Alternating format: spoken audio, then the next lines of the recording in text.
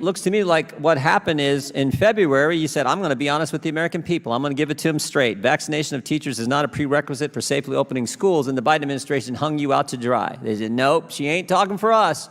She ain't talking as the head of the CDC. She's talking as Dr. Walensky. And then a month later, you said, well, you know what? I better not be totally honest with the American people. So I'm going to say vaccinated people do not carry the virus and they don't get sick. And everyone understands, like, wow, I know someone who's been vaccinated and they've gotten sick afterwards. I think what happened is you tried to be honest and they said no. And then you said, well, I'm going to have to hedge a little bit. I'm going to have to give the American people misleading statements from the head of the CDC. You were speaking as head of the CDC in both situations, right?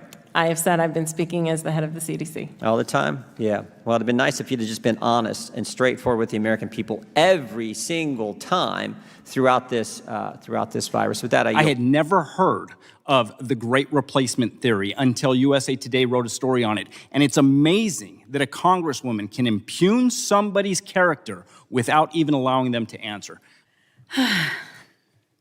Well, for those of you that don't know, I am an American and I'm also a proud daughter of a woman who crossed the Southwest border 40 years ago.